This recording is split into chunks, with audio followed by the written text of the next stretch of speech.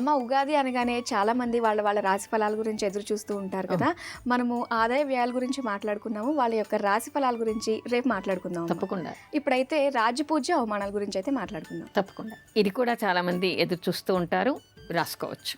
ఈసారి మేషరాశి వారికి రాజపూజ్యం 4, అవమానం 3. వృషభ రాశి వారికి రాజపూజ్యం 7, అవమానం 3. మిథున రాశి వారికి రాజపూజ్యం 3, అవమానం 6. కర్కాటక రాశి వారికి రాజపూజ్యం, అవమానం 2, 6. సింహరాశి వారికి రాజపూజ్యం, అవమానం 2, 2. కన్యా రాశి వారికి రాజపూజ్యం 5, అవమానం 2. తులారాశి వారికి రాజపూజ్యం 1, అవమానం 5. వృశ్చిక రాశి వారికి రాజపూజ్యం 4, అవమానం 5. ధనుర్రాశి వారికి రాజపూజ్యం 7, అవమానం 5. మకర రాశి వారికి రాజపూజ్యం 3, అవమానం 1. కుంభరాశి వారికి రాజపూజ్యం 6, అవమానం 1. మీనరాశి వారికి రాజపూజ్యం 2, అవమానం 4.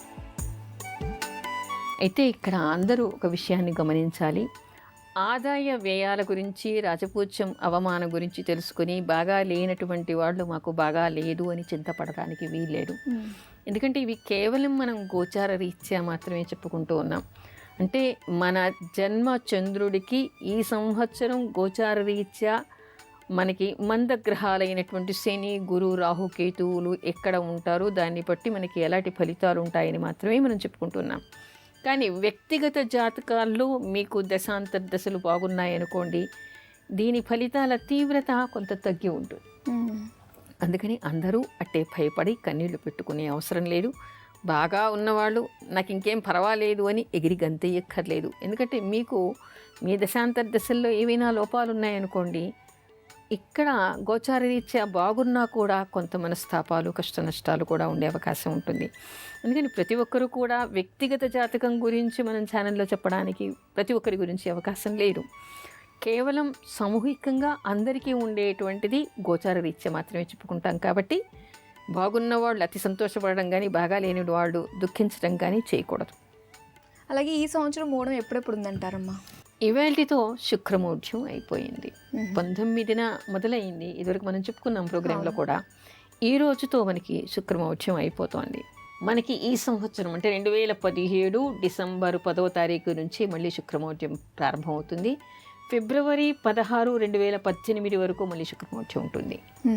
అక్టోబర్ 10 నుంచి నవంబర్ 8 వరకు మళ్ళీ మనకి గురుమౌఢ్యం ఉంది. అంటే శుక్రమౌఢ్యం మళ్ళీ గురుమౌఢ్యం రెండు కూడా మళ్ళీ ఉన్నాయి.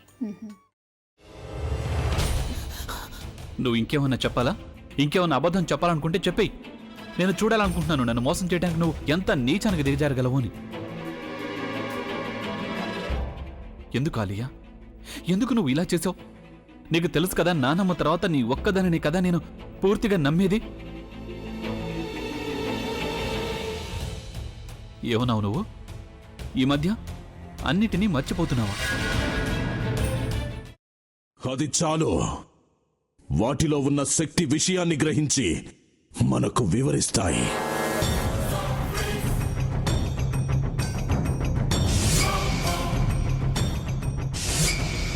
ఎవరు ఆ దండ విప్పొద్దు, గది తలుపులు తెరవద్దు.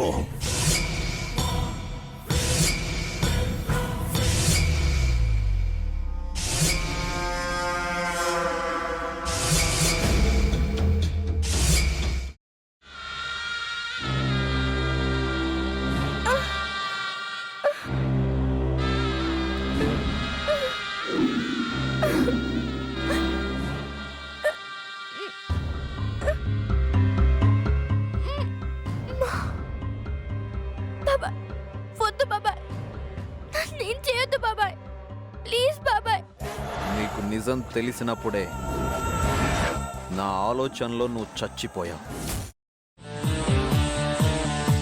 అబ్బా ప్లీజ్ కొంచెం తినండి ప్లీజ్. భీమారావు గారు మీరా? ఇగో మీరా కాదు సక్కుబాయ్. అవును, మీ పనామే లేచిపోయిందని చెప్పి కంప్లైంట్ ఇచ్చినావు కదా. రేయ్, ఆయన కంప్లైంట్ ఇచ్చింది లేచిపోయిందని కాదు, కనిపించడం లేదు అని. అట్లానా? సరే మేడం. ఇడియట్.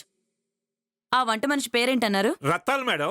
ఏం పెద్ద మంచి, నీ వంట మంచిని కూడా మేడం అని పిలుస్తావా? రేయ్ హాఫ్ బ్రెయిన్,